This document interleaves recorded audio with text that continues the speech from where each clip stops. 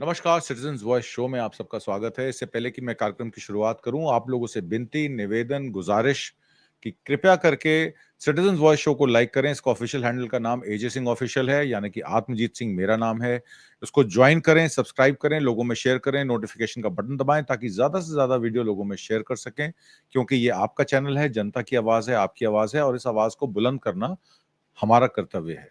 आज का प्रोग्राम जो है वो बीजेपी के प्रोपेगेंडा पे है। एक खबर आई जो सोशल मीडिया में आग की तरह फैल गई, जिसमें कहा कि एक को कॉन्स्पिरेटर हैं और एक कॉन्स्पिरेटर हैं जिन्होंने भारतीय जनता पार्टी में मोदी जी को प्राइम मिनिस्टर पोस्ट से हटाने की सुपारी ली। कॉन्स्पिरेटर कौन है? American agency. को कॉन्स्पिरेटर कौन है? Question mark. पर तमाम हिंट्स दी जा रही, तमाम लोगों के नाम लिए जा रहे हैं जिनके बच्चों के अकाउंट्स खोले जा रहे हैं। बताया जा रहा है कि देखिए इनकी कंपनी 1 लाख रुपए इन्वेस्टमेंट थी, 360 करोड़ हो गई। कुछ लोग ये भी कहते हैं कि उनके कारोबार जो हैं उनकी मिनिस्ट्री के हिसाब से चलते हैं, जैसे जैसे मिनिस्ट्री को अनुदान होता है वैसे वैसे बच्चों के कारोबार खुल जाते हैं। इस तरीके की बातें हो रही हैं। और दूसरी तरफ ऑपरेशन सिंदूर में जिन जिन साथियों ने, जिन जिन सरकारों ने गवर्नमेंट का साथ, पाकिस्तान सरकार का साथ दिया था, उन लोगों पर प्रतिबंध लगाने की बात की थी। उसमें टर्की भी एक बात है, जिसका सेलेबी लॉजिस्टिक्स, अदानी के जितने एयरपोर्ट्स थे, भारत के जितने एयरपोर्ट्स थे, उनका कॉन्ट्रैक्ट खत्म कर दिया गया कि मुंबई एयरपोर्ट पे, हैदराबाद पे, बेंगलोर पे अब सेलेबी काम नहीं करेगा। पर अब डीजीसीए ने उसी टर्किश एयरलाइन के अनुबंध को इंडिगो के बोइंग 777 विमान के कॉन्ट्रैक्ट को 6 महीने की आगे बढ़ाने की अनुमति दे दी है, जिस पर फिर से मामला फैल गया है, रायता फैल गया है। अब लोग ये भी पूछ रहे हैं कि कम से कम ये बता दीजिए कि दिवाली पर चीन की फुलझड़ियां का विरोध करना है या नहीं, कितनी दुकानों पर स्वदेशी के पोस्टर लग गए हैं, विदेशी सामानों का बहिष्कार कहां तक पहुंच गया है। और तीसरा बड़ा मामला जो है वो सुप्रीम कोर्ट को लेकर है। जस्टिस पंचोली को पहले उनकी रिकमेंडेशन जाती है और उसके अगले दिन ही प्रेसिडेंट उसको असेंट कर देती है। जस्टिस विपुल पंचोली 57 सुप्रीम कोर्ट के जजों को छोड़ सुप्रीम कोर्ट के जज बनाया गया। सीनियरिटी वाइज 57 की लिस्ट को पार कर गए। इससे बड़ी लॉन्ग जंप तो शायद हमने कभी ओलंपिक्स में भी नहीं देखी होगी। तो ये भी एक बड़ा विषय बन जाता है कि कैसे इतनी बड़ी जंप करके वो आ गए। 2031 में वो अब लोकसभा अपना आपके सुप्रीम कोर्ट के चीफ जस्टिस बन जाएंगे। उसके बाद वो क्या करेंगे आप समझते ही हैं उस बात को। और एक बांग्लादेशी माइग्रेंट्स का भी सवाल आया कि क्या भाषा से डिटरमिन होगा कि कौन इस देश का नागरिक है, कौन नहीं है। बांग्लादेशी माइग्रेंट वर्कर्स को लेकर तमाम चीजें अब निकल के सामने आ रही हैं और उस पर सुप्रीम कोर्ट में भी मामला दर्ज है, उस पर भी हम बात करेंगे। आज हमारे साथ एक प्रबुद्ध पैनल है। हमारे साथ दया सिंह जी मौजूद हैं। दया सिंह जी, बहुत बहुत स्वागत है। आप थिंकर, फिलोसफर और बहुत सारी चीजों में गुरुद्वारा सिंह सभा गुड़गांव के भी आप रिप्रेजेंट करते हैं। आईना, आप एक ऑथर भी हैं। और अभी हाल ही में आपने एक प्रोग्राम लगाया था जिसमें गुरु तेग बहादुर के 350वें गुरपुरब पर आपने हिंदू मुस्लिम और सिख मुस्लिम एकता को करने के लिए कि हिंदू मुस्लिम सिख ईसाई सब आपस में हैं भाई भाई, नेशनल इंटीग्रेशन प्रोग्राम के तहत आपने कई प्रोग्राम लगाए और आगे आने वाले समय में भी लगाएंगे। हमारे साथ हिजम राजेंद्र साहब हैं। बहुत बहुत स्वागत है हिजम राजेंद्र जी आपका। हिजम राजेंद्र साहब जो हैं मैती कोऑर्डिनेशन कमेटी को हेड करते हैं, पर उसके अलावा मणिपुर, म्यांमार और आपके जो भी 7 सिस्टर स्टेट्स हैं वहां की पॉलिटिक्स को बहुत अच्छी तरीके से पढ़ते हैं, समझते हैं। एक विचारक भी हैं, सिविल एक्टिविस्ट भी हैं, सोशल वर्कर भी हैं। और हमारे साथ अभिवक्ता, वरिष्ठ अभिवक्ता कानपुर से मौजूद हैं आलोक तिवारी जी। बहुत बहुत स्वागत है आलोक तिवारी जी आपका। और आलोक तिवारी जी हमारे मित्र भी हैं और बहुत सारी चीजों में डीप स्टेट की बड़ी सीरियस नॉलेज, बड़ी डीप नॉलेज रखते हैं और बहुत सारी चीजों को वो प्रीएम्प्ट करके बता देते हैं कि आगे क्या होने वाला है। मैं सबसे पहले दया सिंह जी के पास आता हूं सीनियरिटी के हिसाब से। दया सिंह जी, मैं आपसे दो बातें समझना चाहता हूं। मैं पहली बात आपसे ये समझना चाहता हूं कि आपने जब लॉकडाउन में मुसलमानों को नमाज पढ़ने की अदगायगी करने की जुम्मे के दिन परमिशन जो थी वो लेनी पड़ती थी डीसी ऑफिस से, क्योंकि आपको पता है कि मस्जिदें छोटी हैं, लोग ज्यादा हैं, तो लोग सड़कों पर भी नमाज पढ़ लेते थे। तो उसके बाद आपने कहा कि हम गुरुद्वारे खोल देते हैं अगर सरकार आपको नमाज नहीं पढ़ने दे रही है। एक नजीर आपने सेट किया। अब एक मामला बंगाली माइग्रेंट्स का शुरू हो गया है कि बंगाली माइग्रेंट्स जो हैं वो लैंग्वेज के आधार पर तय होगा कि कौन इस देश का वासी है, कौन नहीं है। इस पे सुप्रीम कोर्ट में एक पीआईएल दाखिल हुई। अगस्त 29 को उस पर सुनवाई हुई और उसमें यूनियन गवर्नमेंट को सवाल पूछे गए कि क्या एक बंगाली स्पीकिंग को प्रिजम्पशन की जाती है कि वो फॉरेनर है, जैसे कि एक मिजोरम के, असम के, मणिपुर के किसी स्थानीय निवासी को यह पूछा जाता है कि आप चीन से तो नहीं आए, आप जापान के तो नहीं हैं। तो ये जो रेसिज्म है लैंग्वेज बैरियर्स पर, देख मतलब आदमी की शक्ल पर, जो ये भारत की विविधता में एकता वाली बात है, वो कहीं ना कहीं पीछे हट रही है। और मोहन भागवत का एक बयान आता है प्लेसेस ऑफ वर्शिप एक्ट पे। वो कहते हैं कि राम मंदिर तो बन गया, अब तो मथुरा और काशी की बारी है। एक तरीके से religious polarisation, political score, brownie point score करने के लिए, पॉलिटिकल मैनिफेस्टेशन लेने के लिए, दोनों मामलों पर मोहन भागवत का बयान और ये बांग्लादेशी माइग्रेंट वर्कर का गुड़गांव में जो ये मामला आया जिसपे मुआ मोत्रा भी बोली, और उन्होंने ये भी कहा कि अमित शाह को रिजाइन कर देना चाहिए अगर वो देश के गृह मंत्री बनने लायक नहीं, अगर ये सब काम हो रहे हैं उनकी नाक के नीचे। गौतम जी, जो आपने सवाल उठाया बहुत मौजू है। एक तो ये है कि पंजाब और बंगाल का डिवीजन हुआ पार्टीशन में 1947 में। हमें ये समझ लेना चाहिए, अगर लैंग्वेज के आधार पर ये मान लिया जाए तो फिर पंजाब, जो पंजाबी बोलते हैं, इनको सारे पाकिस्तानी मान ले लिया जाए। ये आधार ही गलत है, इसका आधार ही टोटल गलत है। शायद कुछ समझ नहीं पा रहे इनको कि ये कहना क्या चाहते हैं। अगर इनको केवल ये आइडेंटिफाई करना है कि मुस्लिम को टारगेट करना है तो फिर तो अलग बात है, तो आप तो मुस्लिम को टारगेट कर रहे हैं, भाई मुस्लिम को टारगेट किया जाए। अदरवाइज लैंग्वेज के आधार पर कैसे कर सकते हो, क्योंकि बंगाल और पंजाब का डिवीजन हुआ तो बाकी तो डिवीजन हुआ नहीं। दूसरी बात जो आपने ये कही नमाज वाली बात, हमारे सामने सवाल था कि क्या 20% जो कौम है, क्या उसको एलिनिएशन में ले जाया जाए तो क्या बनेगा? आपने देखा है कि 3% सिख था और क्या हालात, किस हालात से देश गुजरा, तो क्या 20% को भी उसी रास्ते पर डालना चाह रहे हैं? तो आप करना क्या चाह रहे हैं? हमारा उस समय भी ये था कि हम सबको साथ लेकर चलना चाहिए।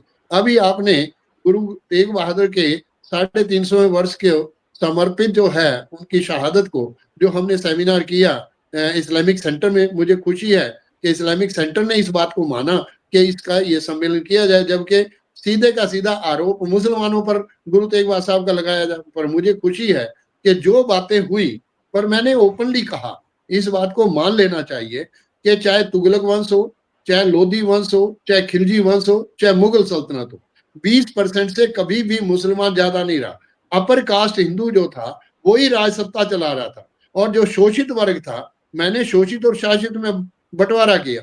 जो शोषित वर्ग था उसकी लीडरशिप ही कुछ नहीं थी, वो तो बेचारा धक्के खा रहा था, उसको तो आदमी माना नहीं जाता था। तो गुरु नानक ने उनको लीडरशिप दे दी और वो खड़े हो गए, तो देश में जो हालात बने, एक सिख कौम के नाम से एक ताकत खड़ी हुई, उनके साथ खड़ी होगी। तो मेरा ये कहना है कि ये जो इस तरह के जो इश्यूज आप उठाना चाह रहे हैं उसके नतीजे क्या होंगे?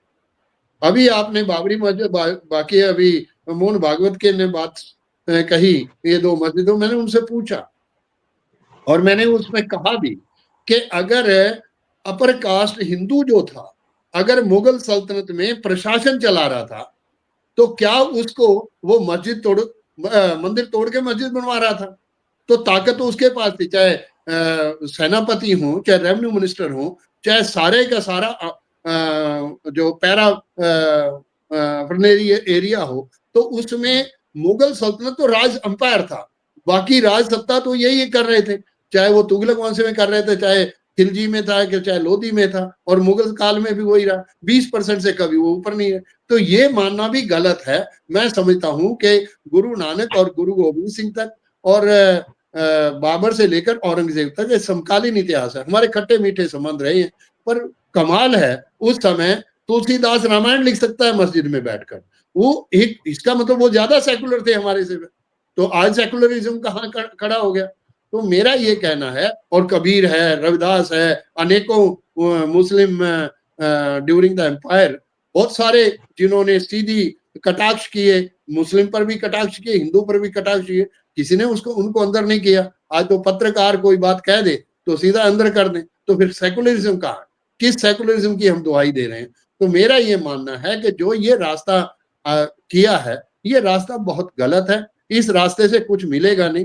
देश में अफरा तफरी का माहौल पैदा होगा, नतीजे क्या होंगे कहा नहीं जा सकता। हमने 1984 के हालात को देखा है और 50 साल के पंजाब का 50 साल के हालात से गुजरा है, तो क्या इन स्टेटों को भी उसी ढंग से नहीं। मैंने एक बात और कही आतमजीत जी कि गुरु तेग बहादुर ने असम के साथ संधि औरंगजेब की सरकार के साथ कराई, अंपायर के साथ कराई, जो 7 स्टेटों का रास्ता मिला और ढाका तक और हिंदुस्तान का पार्ट बन गया।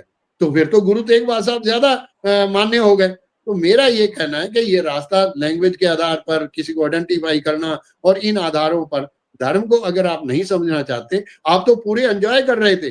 अपर कास्ट हिंदू जो है पूरे का पूरा मुगल अंपायर में पूरी ताकत थे।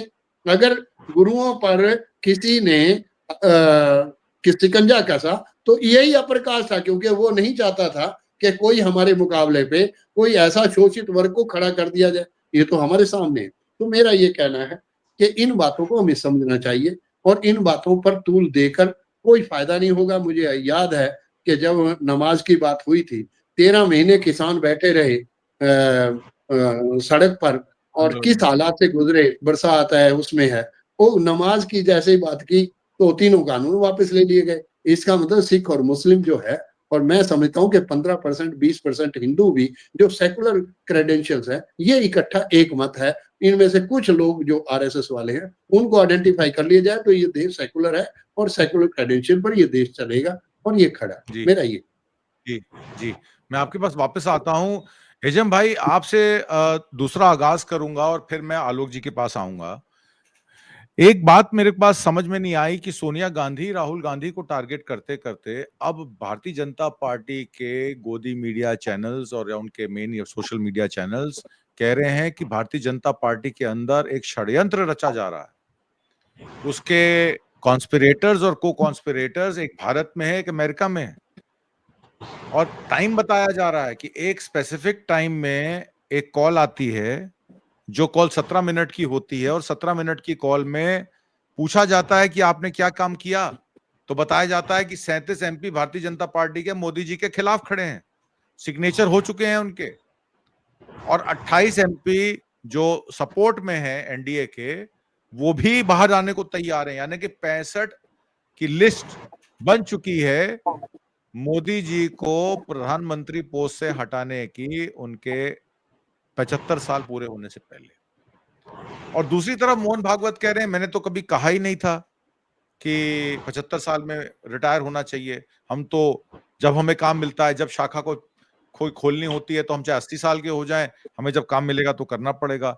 ये सडन यूटर्न मोहन भागवत जी का, और एक ही इनके अपने मिनिस्टर पर गाज जो गिर रही है, और ये 37 एमपी कौन हो सकते हैं? क्या ये मोदी जी को बचाने के लिए इस षड्यंत्र की परिकल्पना की जा रही है, या वाकई कोई षड्यंत्र चल रहा है बाहर की एजेंसियों से मिलकर? आपसे पूछना चाहता हूं हिजम भाई। जी आतमजीत जी, इस ऑपरेशन को ऑपरेशन 37 के नाम से जाना गया है। इस ऑपरेशन को ऑपरेशन 37 के नाम से जाना गया है। वास्तविक में अगर ये ऑपरेशन 37 चल रहा है तो ये बड़ी विडंबना हमारे भारत देश की जो सिक्योरिटी एजेंसी के ऊपर। मैं सीधा सीधा अजीत डोभाल, जिसको जेम्स बॉन्ड के नाम से सो कॉल जेम्स बॉन्ड के नाम दिया गया, लेकिन मैं मानता नहीं उनको जेम्स बॉन्ड है कर। अगर सीआईए, तो इस रिपोर्ट के मुताबिक सीआईए इस ऑपरेशन को चला रहा है, तो अगर सीआईए चला रहा है तो अजीत डोभाल जी क्या कर रहे हैं? सबसे पहले बात। दूसरा, आप उनके इशारा सीधा सीधा जो है नितिन गडकरी को नाम लिया गया था उस ऑपरेशन के नाम, उस ऑपरेशन का जो सेकंड कॉन्स्पिरेटर के नाम पर। और उस न्यूज एंकर ने यह भी बोला गया कि उनके साथ क्या हश्र होगा वो खुद जान करके हैरान होंगे। तो इसका मतलब आप हिरेन पांड्या से लेकर के जगदीप धनखड़ तक की जो ऑपरेशन, जो साइलेंस जो है, क्या यही ऑपरेशन चलाओगे उनके ऊपर? ये प्रश्न है, ये बहुत बड़ी प्रश्न है। ये भारत के देश के जो नागरिक अवाम को ये प्रश्न उठाना चाहिए दिल्ली सल्तनत को। हमारा जो गुजराती आजम जो है, उनके जो जेम्स बोन है, इनके ऊपर ये प्रश्न उठाना चाहिए। क्या आप हिरन पांड्या से लेकर के जस्टिस लोया से लेकर के जगदीप धनखड़ तक की ऊपर जो ऑपरेशन चलाया गया था, क्या इसी तरीके से ऑपरेशन चलाओगे? उस जर्नलिस्ट ने उस रिपोर्ट में बड़ी धमकी भरी लहजा से ये शब्द, ये लहजा इस्तेमाल किया गया। ये देश के लिए बड़ी खतरनाक है। अब सीआईए अगर ऑपरेशन चला रहा है, ऑपरेशन 37 नाम चला रहा है, अजीत डोभाल क्या कर रहा है? होम मिनिस्टर अमित शाह क्या कर रहा है? अगर फेल है तो अपनी गद्दी, अपनी कुर्सी नहीं छोड़ देना चाहिए। मैं समझता हूं अगर अपनी ऑपरेशन, अपनी जो मिनिस्ट्री को ऑपरेशन चलाने में, मिनिस्ट्री दफ्तर में अगर इस तरीके का कॉन्स्पिरेसी अगर पता चला और तुम फेल है, तो आपको सीधा सीधा on the moral ground you should resign from your office. ये बहुत आने वाला समय में भी एक उदाहरण रहेगा, क्योंकि ऑन द रिकॉर्ड उस जर्नलिस्ट ने बोला, सैवियो गोवा का जर्नलिस्ट है, और कौन जब श्रीमती एक देवी जो है, उनकी जो कन्वर्जेशन जो है, ये बहुत खतरनाक, ये सीधा सीधा नितिन गडकरी के ऊपर इसको आरोप लगाया गया।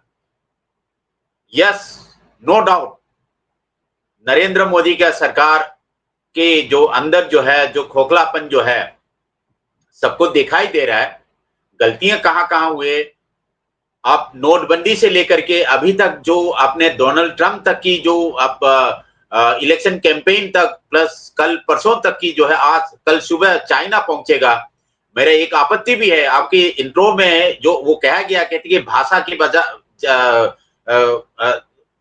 On the basis of the language और रेसिस, और ये जो है नरेंद्र मोदी जी ने अहमदाबाद में आज से 1 महीना पहले छोटे छोटे आंखें वाले, चाइना के नाम तो लेना उसके बस की बात नहीं था, छोटे छोटे आंखें गणेश, एक रेसिज्म का सीधा सीधा उदाहरण दिया गया।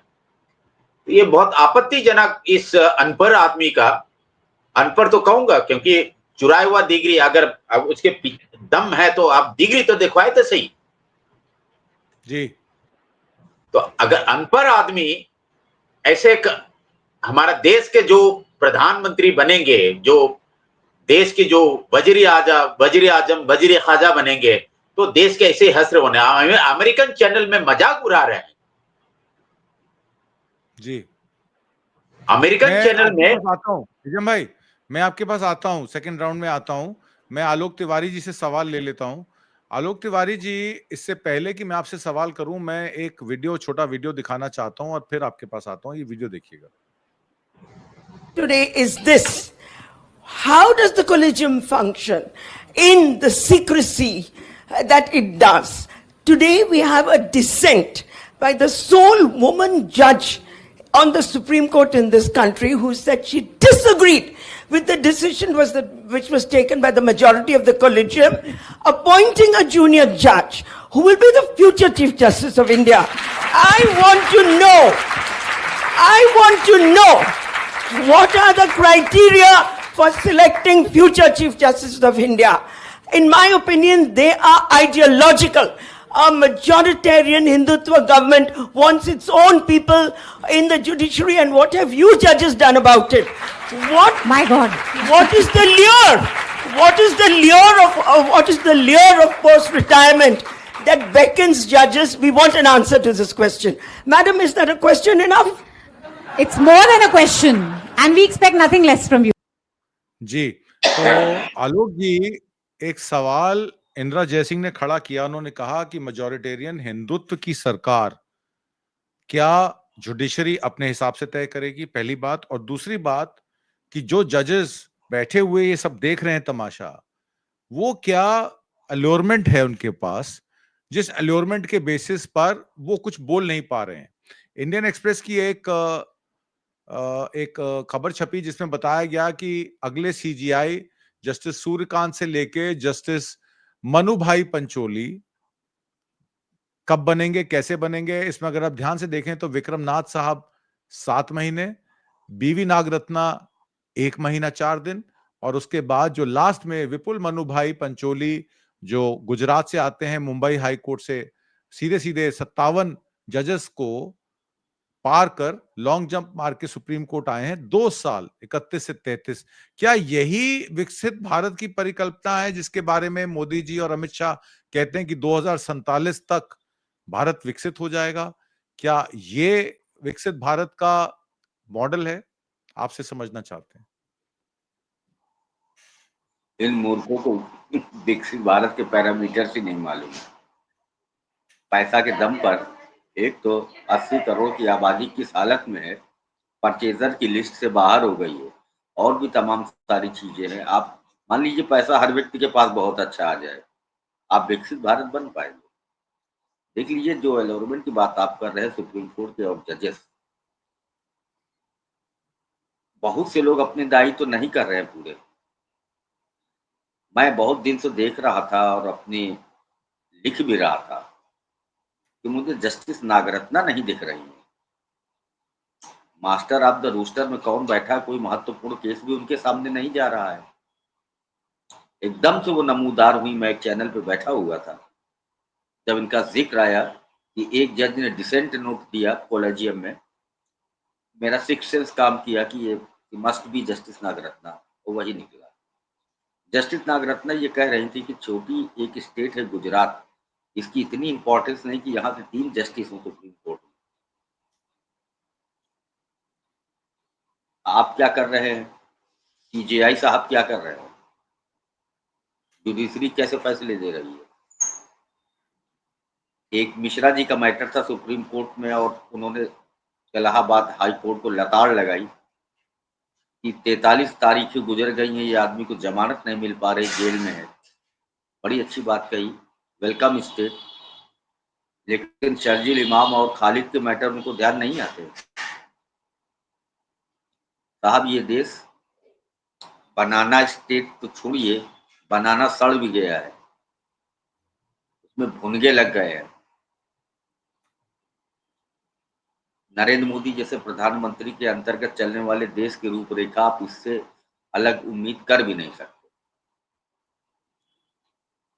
अब शायद किसी जस्टिस में वो दम ना हो, जैसे कि chief justice ex Gogoi, Madan Lokur, Chelameswar और कुरियन जोजफ, ये सुप्रीम कोर्ट के खिलाफ सड़क पर आए थे और डेमोक्रेसी को थ्रेट बताई थी। लेकिन एक के साथ क्या किया गया? चीफ जस्टिस रंजन गोगोई के चैम्बर में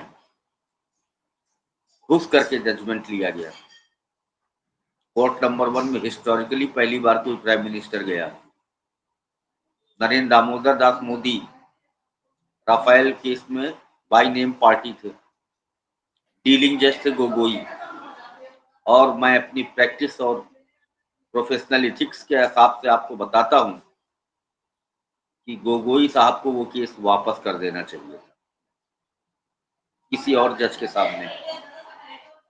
हम लोग लोअर सबऑर्डिनेट कोर्ट में ऐसे मामलात अगर हमारे सामने आ जाते हैं कि हम किसी जज को इन्फ्लुएंस होते देखते हैं किसी पार्टी से, तो हम उसके खिलाफ under section 24 CPC transfer application लगा देते हैं कि अब हमारा इस जज के ऊपर ट्रस्ट नहीं है, और ऑन ओथ कहते हैं कि हमने इस पार्टी को जज साहब के चैम्बर से निकलते देखा। वो जस्टिस नागरत्ना ही तो हैं जिन्होंने बिल्किस बानो के बलात्कारियों को, जिनको संस्कारी ब्राह्मण कह के छोड़ा गया और इस देश की संस्कृति के मुंह पे काली पोत दी गई, जस्टिस नागरत्ना ने ही उनको अंदर किया था दोबारा। नोटबंदी जैसे एंटी नेशनल एक्ट पर जो जजमेंट आया था सुप्रीम कोर्ट का, उस पर डिसेंट नोट जस्टिस नागरत्ना का था, और जस्टिस नागरत्ना ने किसी फंक्शन में भी कहा था आफ्टर ऑल नोटबंदी के बेनिफिट क्या हुए। जुडिशरी अपना काम नहीं कर रही है, जर्नलिज्म अपना काम नहीं कर रहा है, तो बात आ रही है साजिशों की। मैं एक चीज मेरी हैरत में और आती है कि 9 तारीख को प्रेसिडेंट का चुनाव है, वाइस प्रेसिडेंट का। क्या एक्स वाइस प्रेसिडेंट का जो रेजिग्नेशन है ड्यू कोर्स में टेंडर्ड है कि नहीं है? इस्तीफा हुआ भी है कि नए राष्ट्रपति उपराष्ट्रपति का चुनाव करा लिया जा रहा है? सुप्रीम कोर्ट सू मोटो कॉग्निजेंस लेकर के इसे स्टे कर देना चाहिए, क्योंकि जो आरटीआई इंफॉर्मेशन मांगी गई सुप्रीम कोर्ट से उपराष्ट्रपति धनखड़ के बारे में, तो वहां से उनके बारे में ये जवाब मिला कि उन्हें कोई मालूमात नहीं है। अगर वो वाकई ड्यू कोर्स में इस्तीफा देने गए होते तो एक सेशन होता, फोटो, और सुप्रीम कोर्ट ये इन्फॉर्म करता, सॉरी, प्रेसिडेंट का office, this day this time vice president आए थे और उन्होंने राष्ट्रपति जी को इस्तीफा सौंपा है। ये बड़ी स्थितियां खराब है साहब। गांधी, नेहरू, पटेल तीनों के तीनों हिंदू पाकिस्तान नहीं बनाना चाहते थे। आपके यहाँ पाकिस्तान की झलक मिल गई, वाइस प्रेसिडेंट का तख्ता पलट हो जाता है। वाइस प्रेसिडेंट के बारे में जानकारियां नहीं है। किस अखबार की खबर पर बिलीव किया जाए कि वो कहीं कंस्ट्रक्शन करवाने गए थे, या 2 बार उनकी वाइफ राजस्थान गई थी, या वो टेबल टेनिस खेल रहे हैं?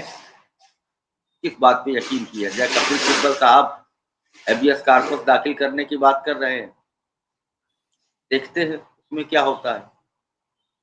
साहब ये स्थितियां बड़ी सोचनीय है। विकसित देश बनाएंगे, हमारे डेमोक्रेसी के नॉर्म्स क्या है, रिलीजियस इक्वलिटी की हालत क्या है, माल न्यूट्रिशन क्या है, हंगर इंडेक्स क्या है, पर कैपिटा इनकम क्या है? आपके पासपोर्ट की इज्जत कहाँ है? प्रधानमंत्री उनके चाटुकारों को, उनके आईटी गैंग को, उनके समर्थकों को मालूम ही नहीं कि कैसे बनता है विकसित देश। ये सऊदी अरब, कुवैत, बहरीन, कतार दौलत के देश ढेर पर बैठे हुए हैं। इन्हें कभी डेवलप कंट्री नहीं दिया जाएगा, निशान शिनाख्त नहीं की जाएगी। यहाँ डेमोक्रेसी नहीं है, यहाँ सुल्तान का शासन है। ये थियोक्रेटिक स्टेट्स है। थियोक्रेटिक स्टेट कभी नहीं पाती है वो विकसित देश का दर्जा। तो साहब जिसके मन में जो आए वो कर रहा है। अभी भाई साहब का मैं नाम भूल जाता हूँ, जो नॉर्थ ईस्ट से है, टिपिकल नाम है, हिजम भाई, छोटी छोटी, हाँ, जो आपने कहा छोटी छोटी आंख वाले, ये एक रेसिस्ट कमेंट था। इसीलिए छोटी छोटी आंख वालों की पत्नियों को, बेटियों को नंगा करके जुलूस निकाला गया था मणिपुर में, रेप किया गया, ब्रूटैलिटी की गई, पेड़ में टांग दिया गया। क्या मतलब? वो तो छोटी छोटी आंख वाले थे। आप छोटे दिल के कितने हैं ये तो बताइए ना, कि आपने उस पीस ऑफ लैंड को इंडिया का पार्टी नहीं समझा। आप तो वहां गए भी नहीं देखने। जब नो कॉन्फिडेंस मोशन आया मणिपुर पर, तो आप विपक्ष का भाषण सुनने के लिए भी मौजूद नहीं थे। तो कोई सब्सटेंशियल बात आपने कहनी भी नहीं चाहिए। आप जानते थे आपका भाषण ऐसे डिजाइन किया गया था, इतनी बकवास सुन करके विपक्ष वॉकआउट कर जाए, फिर आपने लपालपी करी बैठ करके। वो किसी को बता देंगे ज्यादा बच्चा पैदा करने वाले, किसी को बता देंगे छोटी आंख वाले, किसी को बता देंगे फला, किसी को क्या। अवर प्राइम मिनिस्टर, क्या होना था इनकी हुकूमत में। जी मैं आता हूं लौट के। आलोक तिवारी जी आप रहिएगा प्रोग्राम में बने हुए। दया सिंह जी, मेरा सवाल सीधा सीधा आपसे है, और ये सवाल पंजाब से रिलेटेड है।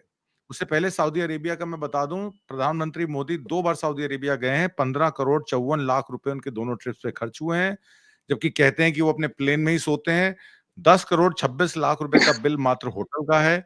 ट्रांसपोर्टेशन अरेंजमेंट 4,05,00,000 रुपए का। Other than cutting deals for Adani and Ambani, किस वजह से वो सऊदी अरेबिया गए इसका कोई खुलासा नहीं है। बेसिक क्वेश्चंस, पब्लिक का हक है, पब्लिक का पैसा है, पूछा जाना चाहिए। दया सिंह जी, पंजाब 5 दरियाओं पर, पंजाब, पंज मतलब 5 और आब मतलब पानी, पंजाब का ये नाम है।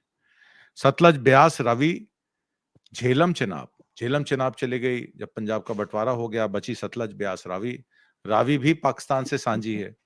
ऑपरेशन सिंदूर में इंडस वाटर ट्रीटी को ये कह के खारिज कर दिया गया कि इसको हम अबेंस में डाल रहे हैं, एक बूंद पानी अब हम अपने दुश्मन को नहीं देंगे। और उसके बाद आपने देखा फ्लड की सिचुएशन आ गई, हिमाचल में ब्यास कितने उफान पर है, और तीनों जो हमारे वहां पे डैम्स बने हैं, वो डैम्स में एक पंजाबी स्टेट है जहां पर सूखा भी पड़ता है और बाढ़ भी आती है। सूखा इसलिए पड़ता है कि जब फसल बोने का टाइम होता है तो ये लोग पानी नहीं छोड़ते हैं, तो सूखा पड़ जाता है, और जब पानी इतना सर से ऊपर हो जाता है कि पानी को कंट्रोल नहीं कर सकते तो बाढ़ आ जाती है। तो वाटर मैनेजमेंट जो कनाल सिस्टम ब्रिटिशर्स के टाइम का 1870 का बना हुआ, उसको आपने बिल्कुल निस्ता नाबूद कर दिया। एक कॉलोनाइजेशन कर दी कनाल की, पंजाब को 2 हिस्सों में बांट दिया। और ये अब आप सैटेलाइट इमेजेस भी देखें तो बड़ा क्लियरली दिखाता है कि पार्टीशन ने किस तरीके से 5 दरियाओं को ही नहीं बांटा, लोगों को भी बांट दिया। और इससे सारा इरिगेशन सिस्टम खराब हो गया। लोगों को पहले 10 फुट पे पानी मिलता था, आज की डेट में 150 फुट पे भी पानी नहीं मिलता है। और काला दरिया और काला पानी आपने देखा किस तरीके से जो पोल्यूटिंग इंडस्ट्री है वो पंजाब में लगती है। और जो डैम्स हैं बाखड़ा, पोंग, रंजीत सागर, वो पानी का जो कंट्रोल है वो पंजाब के हाथों से निकल गया है। अब भाखड़ा नंगल जो डैम प्रोजेक्ट है, या सतलज यमुना लिंक कनाल पर जिस तरीके से अभी आपने पॉलिटिक्स देखी, नायब सिंह सैनी ने कहा कि हम पंजाब के साथ खड़े हैं, तो पंजाबी कहता है कि आप फिर अपना हक छोड़ देना। राजस्थान हरियाणा को पंजाब का पानी भी चाहिए, और पंजाब में बाढ़ संक्रमण में आप सहायता भी करना चाहते हैं, तो सबसे बड़ी सहायता तो यही होगी कि वाईएसएल पर जो हमारे साथ आपकी डिस्प्यूट है वो खत्म हो जाए। हालांकि ये पॉलिटिकल मामला है, पॉलिटिकल तरीके से ही उठाया गया मामला है। अब मेरा सवाल सीधे सीधे ये है कि 1960 में ग्रीन रेवोल्यूशन में जिस स्टेट ने, जब आपको याद होगा अमेरिका से लाल गेहूं आता था और वो खाने लायक नहीं था, तो उस समय की सरकार जवाहरलाल नेहरू ने कहा कि पंजाब को वीट बोल बनना पड़ेगा देश का। और उसके बाद मोनोकल्चर आ गया। मोनोकल्चर में जो क्रॉप रोटेशन होती है वो खत्म होगी। जो सबसे ज्यादा पानी लेता है राइस, उसको वाटर इंटेंसिव राइस ने जो है वो काफी सारा कनाल का पानी स्ट्रेन कर लिया, और कुएं और डीप होते चले गए। जैसे मैंने आपको बताया कि आज की डेट में 200-250 फुट पे, 300 फुट पे पानी मिलता है, जो एक जमाने में 10 फुट पे होता था। तो ये सिस्टम जो फर्टिलाइजर्स, केमिकल्स, इरिगेशन का सिस्टम है, जो देश की संपदा को नष्ट कर रहा है, और पंजाब की मिट्टी को उसने बिल्कुल खत्म कर दिया है, जबकि पंजाब एक लीगली रिपेरियन स्टेट है। तो ये जो एकाधिकार वाला मामला है, जिसमें पंजाब जब अपने राइट्स मांगता है तो उसको आतंकवादी संगठन कह दिया जाता है, गुरपतवंत सिंह पन्नू की सुपारी दे दी जाती है। एक आदमी पकड़ा जाता है यूरोप में जो कहता है कि भाई मुझे तो सुपारी जो है जिस आदमी ने दी वो भारत में बैठा है, वो तो रॉ का एजेंट है। और जब कोर्ट उसको बुलाती है तो उसके एनबीडब्ल्यू इशू करती है, 2 दिन बाद उसको बेल मिल जाती है। तो मेरा आपसे सीधा सीधा सवाल यह है कि पंजाब के मसले का हल क्या है, और भारतीय जनता पार्टी की सरकार में क्या आप अकाली शिरोमणि गुरुद्वारा प्रबंधक कमेटी, जिस तरीके से अकाली दल को भी बांट दिया गया, अब यानी हरप्रीत सिंह खड़े हो गए आपके सुखबीर सिंह बादल के खिलाफ कि मैं ही अकाली दल बादल हूं, तो क्या ये बांटो और राज करो की राजनीति कामयाब हो पाएगी? मोदी शाह का जो एजेंडा है पंजाब को फिर से बांटने का, क्या उसमें वो कामयाब हो जाएंगे? आत्मजीत जी, एक बात हमें समझ लेनी चाहिए कि जब गांधी और नेहरू ने पंजाब को और खास तौर पर सिखों को ये कहा कि आप इंडिया के साथ रहें और हम आपके हक और हकूक बराबर के रखे जाएंगे, आपको इस बात की चिंता नहीं होनी चाहिए, ये रिटर्न रेजोल्यूशंस हैं कांग्रेस के भी और बाकी। समस्या ये हुई कि जो एक बात आई मेजोरिटेरियनिज्म, ये मेजोरिटेरियनिज्म बहुत खतरनाक है इस देश में। मुझे नहीं पता कि मेजोरिटी हिंदू मेजोरिटी में है या नहीं है, मैं कह नहीं सकता, क्योंकि आर्टिकल 25 में ये लिखा है कि हिंदू इंक्लूड्स बौद्ध, जैन एंड सिख। जब बौद्ध, जैन एंड सिख जो है वो हिंदू है तो फिर हिंदू कौन है? तो हम इसको मेजोरिटेरियनिज्म कैसे मान लें कि हिंदू कौन है? अभी तक इसके ये नहीं पता कि हिंदू कौन, हिंदू को ही डिसाइड करवा लेते। सवाल इस बात का है जो आपका है कि मृणाल पांडे ने 2013 में इस बात को कहा था कि आरएसएस को एक ऐसे व्यक्ति की जरूरत थी जो स्वच्छंद होकर आरएसएस के एजेंडे को लागू करे। मोदी जी ने आते ही पूरे एजेंडे को पिछले 11 साल में उसने लागू किया। आप उसको अच्छा समझे या बुरा समझे, उसने पूरे का पूरा लागू किया। जो बात आपने सिखों के बारे में उठाई, वो उसका कारण ये है कि आरएसएस कभी भी बर्दाश्त नहीं कर सकती कि सिख जो है वो पॉलिटिकली ताकत में आ जाए, ये कभी नहीं चाहती। इसीलिए उसने केजरीवाल को भेजकर पंजाब में सिख जो पॉलिटिकल सिनेरियो है उसको डिसमेंटल कर दिया, उसको खत्म कर दिया, क्योंकि उसको पता है कि बीजेपी के साथ सिख नहीं है तो फिर कैसे जाएगा। तो केजरीवाल ने जो हमारे सामने रखा और जो भी काम उसने किए, नतीजे अभी आपने ये जो अभी की बात है, तो हम ये पूछना चाहते हैं केजरीवाल एंड कंपनी से कि क्या आपको नहीं पता था कि अगर नहरों का ये हाल है तो इसके हालात क्या बनेंगे? तो आपको पूरे समय से इस बात को करना चाहिए था।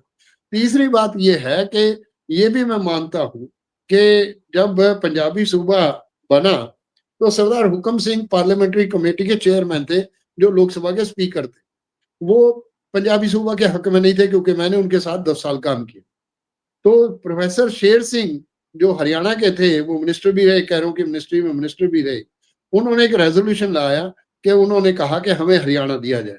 तो सरदार हुकम सिंह ने हंस के कहा, प्रोफेसर साहब आपने तो मेरा मसला मेरा धर्म संकट ही खत्म कर दिया, तो अब तो पंजाबी सूबा बन ही जाएगा। जब हरियाणा का प्रस्ताव आ गया तो पंजाबी सूबा बन जाएगा। अब इस क्लैश में जो हालात बने हैं, चाहे वो यमुना नदी का हो, चाहे सतलुज का हो, चाहे SYL का हो, चाहे ब्यास नदी का हो, चाहे दरियाए उसका, ये सारे के सारे हालात ऐसे बना दिए गए कि सिखों को बिल्कुल उजाड़ने के स्थान पर पहुंच गए। आपने एक और देखा होगा, पिछले 50 साल में बहुत सारे सिख, जब उनको लगा कि हमारा यहाँ तो हमें आतंकवादी कह देंगे, कुछ कहेंगे, उन्होंने अपनी जमीनें बेची और वो कनाडा और बाकी जगह चले गए। अब वो क्या करते? उनके पास कोई चारा नहीं था कि हर समय बच्चों को अंदर करवा दें, तो करें क्या? तो ये सारे हालात पंजाब के हैं। जब तक पंजाब के हालात को पूरे तरीके से पूरा देश ये सोचकर कि पंजाब को हमने अपने साथ रखना है, तो तभी पंजाब आपके साथ रह पाएगा। मुझे चिंता इस बात की है कि जिस रास्ते पर ये सरकार चल रही है, इसके क्या नतीजे होंगे मुझे नहीं पता। एन ए पालकीवाला से 1987 में किसी ने पूछा whether this country will remain intact, तो एन ए पालकीवाला ने उस समय कहा कि आई डाउट। इसका मतलब है कि 1987 में वो ये बात कर रहे थे। मुझे चिंता इस बात की है कि हम लोग तो क्या ट्राई करते हैं, हमारी तो कोशिश है कि ये देश हम सबका है, हमको सबको मिलकर चलना चाहिए, तो इस हालात से इससे निजात मिले। अब जो बार बार मेजोरिटेरियनिज्म की बात की जाती है, हम तो ये पूछना चाहते हैं हिंदू कौन है? अगर अपर कास्ट हिंदू है तो वो 13% है। उसका तो अगर शोषित वर्ग को हिंदू ना माना जाए, उसको हिंदू मानो ना मानो, क्या उसकी पोजीशन? तो मेरा ये कहना है कि जो शोषित वर्ग है उसको डिसाइड करना पड़ेगा। मैंने अन्ना आंदोलन भी अपने सामने देखा। मैंने उस समय यात्रा की बेई नदी से गंगा नदी तक, और मैंने सरदार मनमोहन सिंह को लिखा, और मुझे पता था कि आरएसएस पूरी तरीके से मनमोहन सिंह को डिसमेंटल करना चाहती है, डिमाइज करना चाहती है। तो उसका नतीजा क्या हुआ कि वो तो चले गए।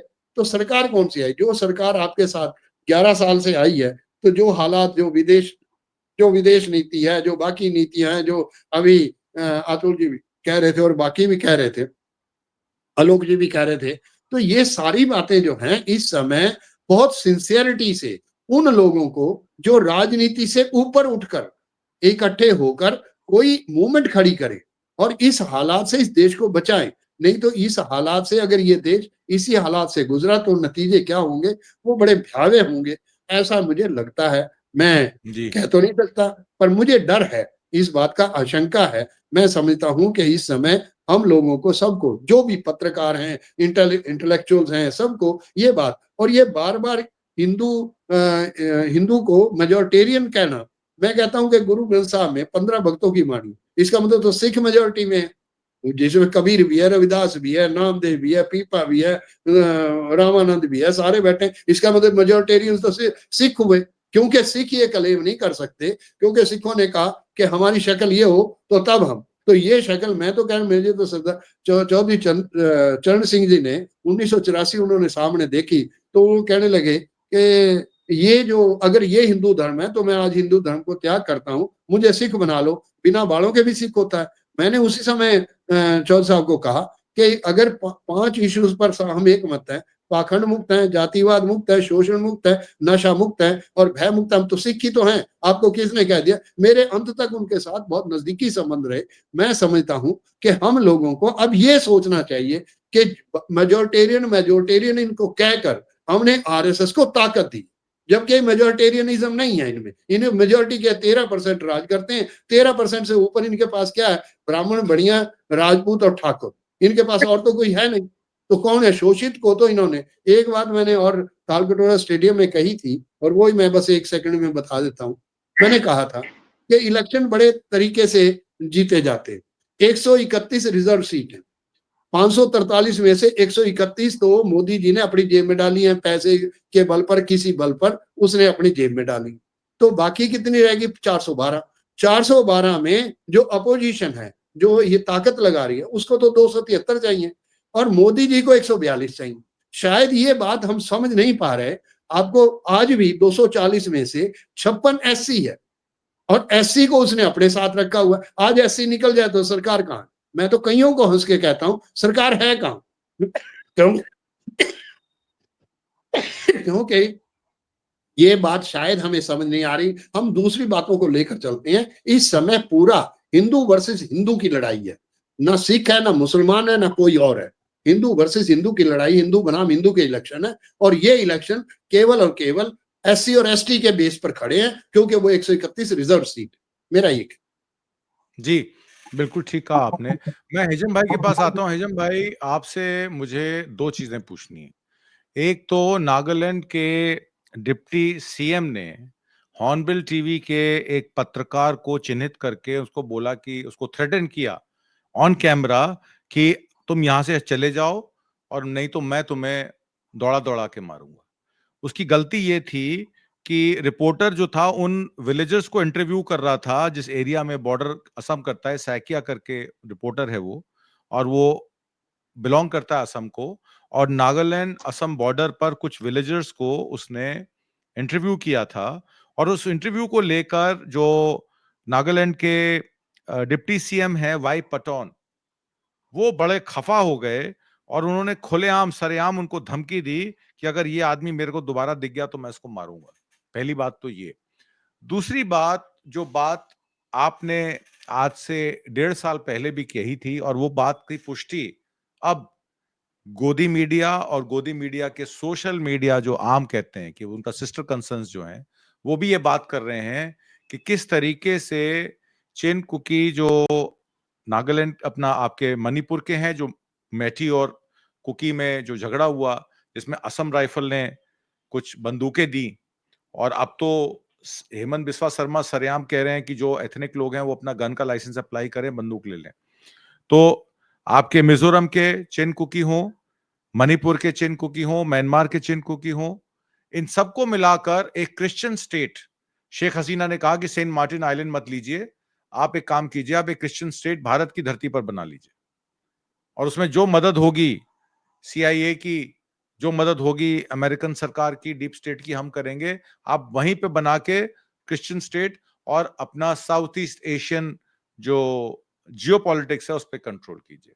तो दोनों मुद्दों पर जो नागालैंड और असम का ये मामला है और जिस तरीके से विमंश फैलाया जा रहा है वेरियस 7 स्टेट्स में, और इस तरीके से जो डिप्टी सीएम, जो पहले कभी हमने नहीं सुना कि नागालैंड का सीएम असम के पत्रकार को धमकी दे रहा है, असम का सीएम मणिपुर के लोगों को धमकी दे रहा है, मिजोरम का सीएम कहीं बीच में चुपचाप बैठा हुआ है।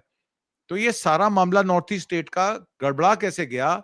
और जनरल वीके सिंह और एक और मेजर साहब हैं जो गवर्नर बन के बैठे हैं वहां पर, सीधे गृह मंत्रालय को रिपोर्ट कर रहे हैं। गृह मंत्रालय का कहां तक हस्तक्षेप है इसमें?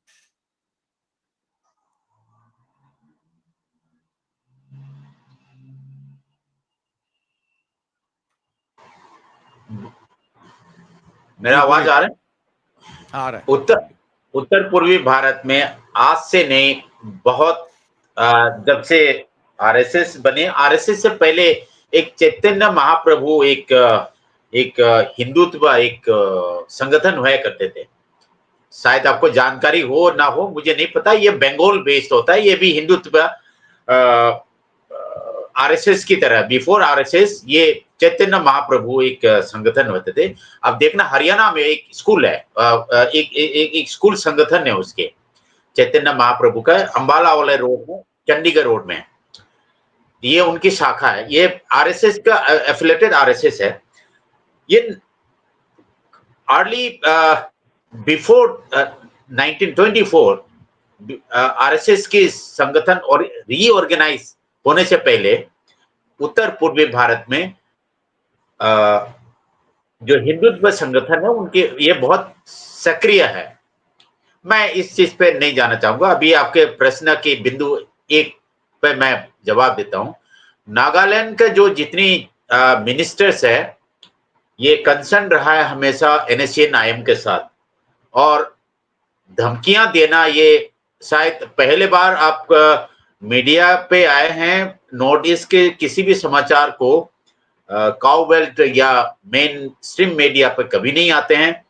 मैं और कुछ पत्रकार जो है लोग कोशिश करते हैं उत्तर पूर्वी भारत की आवाज को भी मेन लैंड इंडिया यानी कि काउ बेल्ट तक पहुंचाएं, या पूरा समस्त भारत में सब उत्तर पूर्वी भारत के जो कनेक्टिविटी जो है माध्यम सोशल मीडिया के माध्यम से पहुंचे। नागालैंड का कोई भी इतिहास उठा करके देखिए, ऑलमोस्ट NSCN-IM टेररिस्ट के साथ उनकी संबंध रहा है। दूसरा, उत्तर पूर्वी भारत में एक स्टेट दूसरे स्टेट को दुश्मन की तरह देखता है। जब हेमंत विश्व शर्मा यानी कि बीजेपी का सेकंड टर्म में, पहले वाला जो सर्बानंद सोनोवाल के बाद जब सेकंड टर्म में जब हेमंत विश्व शर्मा आए थे, मिजोरम पुलिस बॉर्डर में 18 दिन, जैसे पाकिस्तान इंडिया या चाइना इंडिया की जो क्रॉस फायर जो होते हैं आपस में, पुलिस आपस में फायरिंग चल रहा था। एक स्टेट के पुलिस दूसरे स्टेट के पुलिस, आप उदाहरण पर समझिए, उत्तर प्रदेश का पुलिस और दिल्ली पुलिस आपस में फायरिंग कर रहे हैं, या हमारा तिवारी साहब पूर्वी यूपी में रहते हैं, तो उदाहरण समझिए कि बिहार पुलिस और यूपी पुलिस आपस में ऑफिशियली लड़ाई, मतलब गन फाइट चल रहे हैं। असम हेमंत विश्व शर्मा आने के बाद मेघालय पुलिस के साथ यही घटनाएं हुए, 5-6 दिन हुए। अरुणाचल प्रदेश के साथ असम की जो सीमाएं जो है आज भी जो डिस्प्यूट है, नागालैंड के साथ डिस्प्यूट है, बांग्लादेश के साथ डिस्प्यूट है। जहां जहां जो बीजेपी के सरकार रहे हैं हमेशा डिस्प्यूट पे रहे। क्या पहले कभी क्या असम और मणिपुर का कभी बॉर्डर शेयर नहीं किया था? क्या पहले नागालैंड और असम का क्या बॉर्डर शेयर नहीं होते थे? क्या पहले क्या अरुणाचल प्रदेश और असम के शेयर नहीं होते थे? आज के दिन में मैं बताता हूं, बंगाल के साथ असम के डिस्प्यूट है, बॉर्डर डिस्प्यूट है, मिजोरम के साथ बॉर्डर डिस्प्यूट है, मेघालय के साथ बॉर्डर डिस्प्यूट है, अरुणाचल के साथ बॉर्डर डिस्प्यूट है, नागालैंड के साथ बॉर्डर डिस्प्यूट है, मणिपुर के साथ बॉर्डर डिस्प्यूट है। जहां जहां बीजेपी सरकार अपनी चलाते हैं, आरएसएस का सरकार चलता है, उधर ही डिस्प्यूट है। और जो नागालैंड के जो chief minister, deputy chief minister जो है, मैं आगे मैं कहना नहीं चाहूंगा, उसमें सिक्योरिटी मैटर है। तो हमेशा जो है उत्तर पूर्वी भारत की जो मैक्सिमम जो मिनिस्टर है, ये इन्फ्लुएंस है अंडरग्राउंड से। बिंदु नंबर 2, प्रश्न नंबर 2 की उत्तर, जो जर्नलिस्ट है उसका नाम दीप सैकिया, ये एक अच्छा पढ़ा लिखा जर्नलिस्ट है। इन्होंने नवभारत टाइम्स में, टाइम्स ऑफ इंडिया में उन्होंने काम सेवाएं दी हैं। और हॉर्नबिल नागालैंड के एक स्थानीय टीवी चैनल है। नागालैंड के अंदर जो है एक प्रसिद्ध TV channel, local TV channel है, ये केबल टीवी चैनल है। और जो आज के दिन तो यूट्यूब सोशल मीडिया पर भी आ गया। तो वहां पर जो है बॉर्डर डिस्प्यूट के कुछ समाचार जो लोकल जो विलेजर के साथ जो है उनको कवर करने के लिए गया था। तो उसमें ये घटना, ये वाकई मतलब दिस डिस्प्यूट, ये कांड उधर ही हुआ था। ये बहुत आम बात है वहां पर, उस तरफ की जो मिनिस्टर्स की एरोगेंस और उत्तर पूर्वी भारत की। अब ये तो एक छोटा सा घटना है, मणिपुर में एक आप विश्वास नहीं करोगे, वहां पर जर्नलिस्टों को काम करना बहुत मुश्किल है। अब सोशल मीडिया पे अगर फेसबुक पे कुछ लिख दिया तो उनको पुलिस थाने बुला लेता है या उनको जो है थाने में बंद कर देता है, सेडिशन की चार्ज लगा देता है।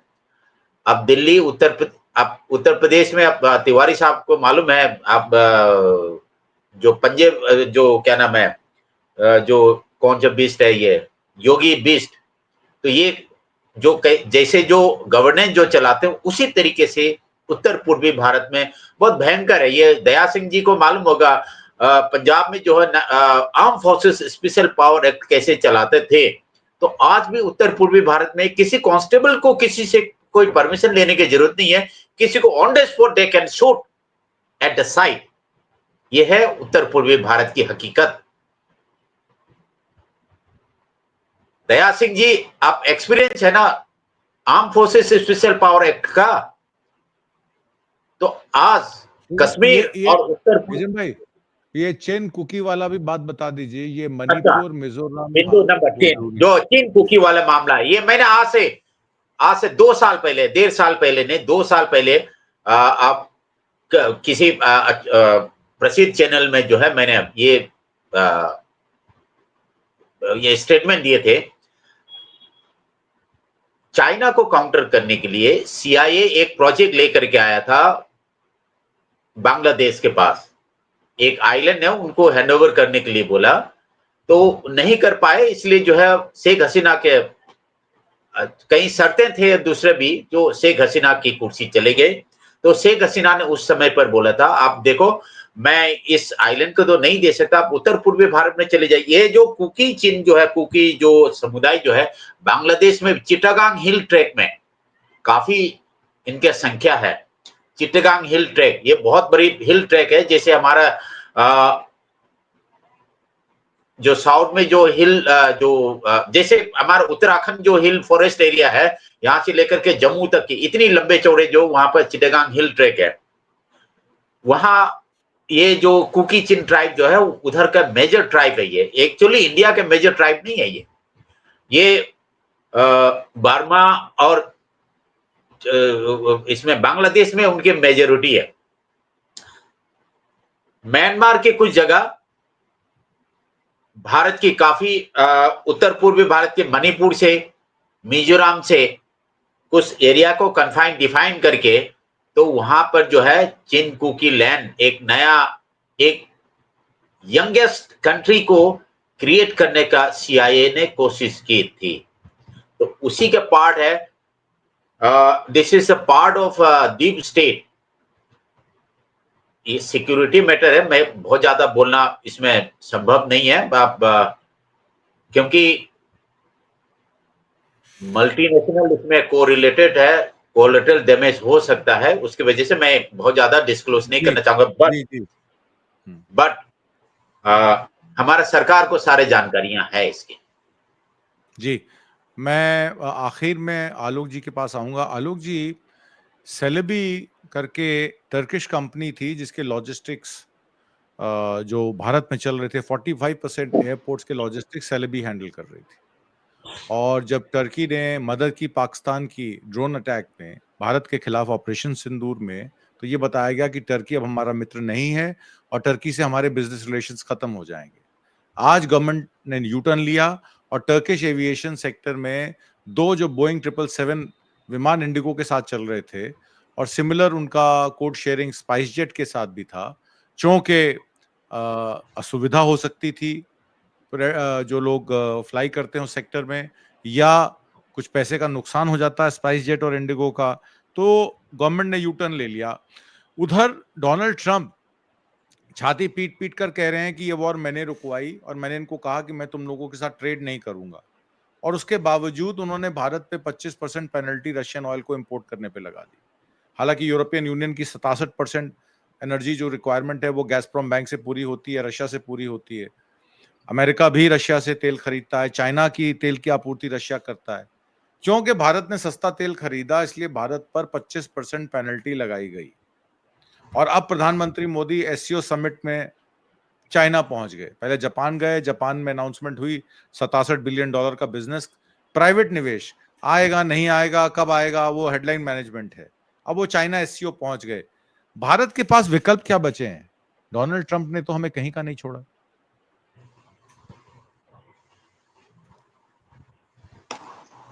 भारत के पास विकल्प ये बचते हैं, अक्ल।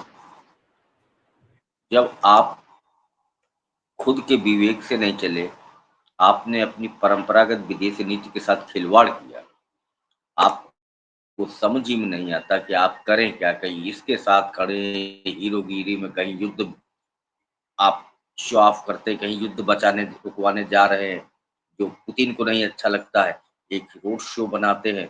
जैसे किम जो रूस आया था अपनी ट्रेन से, तो आप पोलैंड में बैठ के यूक्रेन जाते हैं। जब ट्रंप ना पुतिन नाराज हो जाता है तो अजीत डोभाल को उसको मनाने के लिए भेजते हैं। तो अजीत डोभाल कुर्सी के किनारे बैठे हुए सहमे जैसे कि जो है शेर के आगे बकरी, और पुतिन इतना श्रूड आदमी, उसने वो सीक्रेट मीटिंग की वीडियो को वायरल करा दी। मैंने हमेशा एक सवाल उठाया कि भारत में पहली बार ऐसा क्यों हुआ कि नॉन पॉलिटिकल फॉरेन मिनिस्टर बनाया गया है। और ये शोबाजी दूसरी चीज है, कूटनीति दूसरी चीज है, राजनीति दूसरी चीज है। मैं एक चैनल पे बैठा हुआ था जब ट्रंप भारत आए थे, नमस्ते ट्रंप किया गया था, बहुत बुरा लगा लोगों को। चैनल पे मैंने ओपनिंग रिमार्क में कहा था, या मोदी भारत का कितना अपमान कराएंगे। देखिए साहब, ये चीन और ये अमेरिका, ये दोनों खेल रहे हैं, तो ये दोनों बड़े अच्छे संबंधी हैं। एक लड़की वाला अक्सर का बाप और लड़की वाले के बाप, इन दोनों में अक्सर थोड़ी बहुत गर्मा गर्मी या नाराजगी रहती है, लेकिन दुश्मनी नहीं होती। इनको बढ़िया फील्ड मिल गई है, एक अरीना मिल गया भारत, जहां ये दोनों अपने अपने इंटरेस्ट की कुश्ती खेलना चाहते हैं।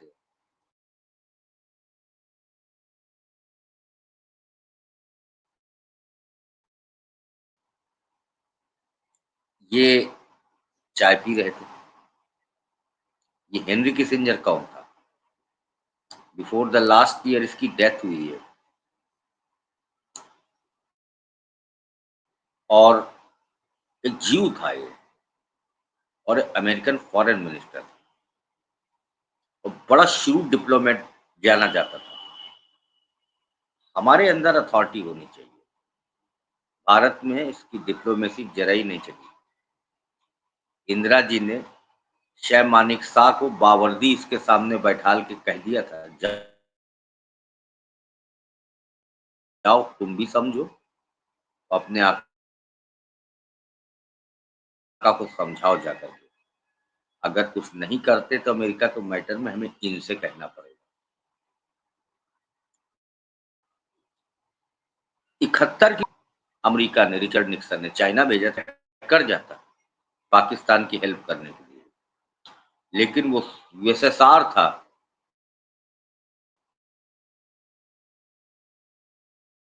जिसने क्लियर कट थ्रेटनी दी कि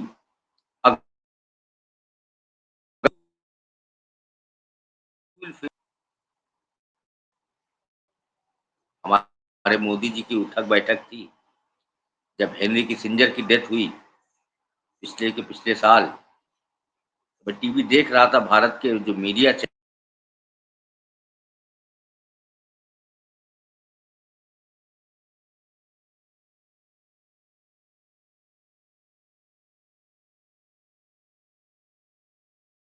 जी, मेरे ख्याल से उनका नेटवर्क डिस्कनेक्ट हो गया क्योंकि शायद वीक होगा। तो आज की परिचर्चा यहीं खत्म करते हैं। आज की परिचर्चा में भाग लेने के लिए हिजम राजेन साहब, दया सिंह जी और आलोक तिवारी जी, आपका बहुत बहुत धन्यवाद। नमस्कार। Thank you.